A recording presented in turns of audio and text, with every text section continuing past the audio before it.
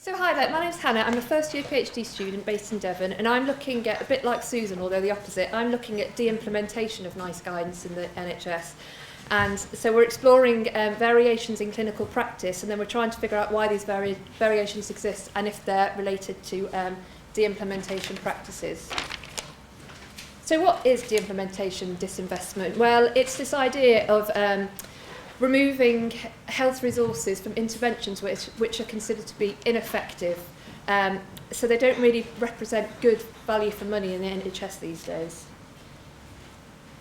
And they can actually take various forms, so three main forms. So there's full withdrawal, and that means just completely getting rid of an intervention, just removing it from service.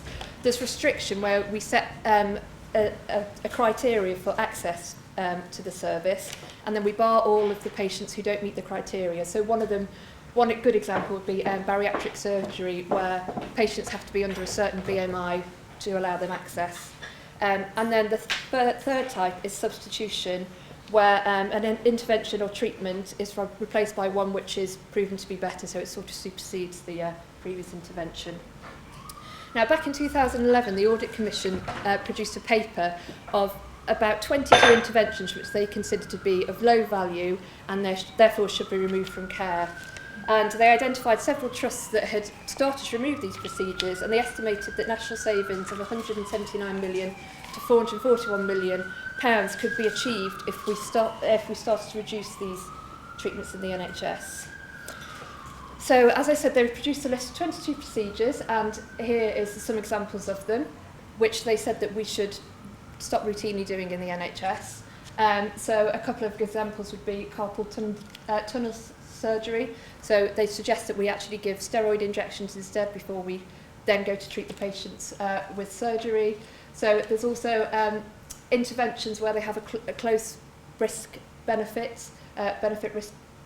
So one example I'm going to talk you through in a minute is actually knee washout surgery. And then there's ones that are considered to be relatively ineffective procedures, and there'll be things like grommets. You will see tonsillectomies in the news as well.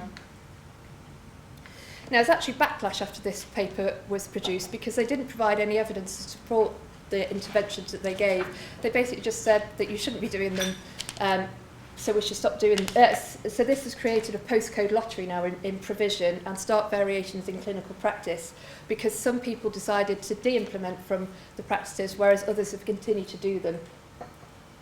So this is an example of a treatment that should have been stopped in the NHS. So this appeared on the list where the Commission said, right, this should no longer be being done in the NHS.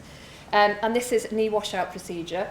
And we've actually done some analysis, and we can see that between 2013 and 2014, there are actually still 10,000 of these operations performed, and across the UK there's a 9-fold variation in this time. Yeah, so basically my whole PhD project is looking at these variations and why these exist. So we know that this NICE guidance should be de-implemented, so to speak, and we want to look into the reasons why this implementation isn't being put into practice in the NHS and how we can reduce these procedures. So, yeah.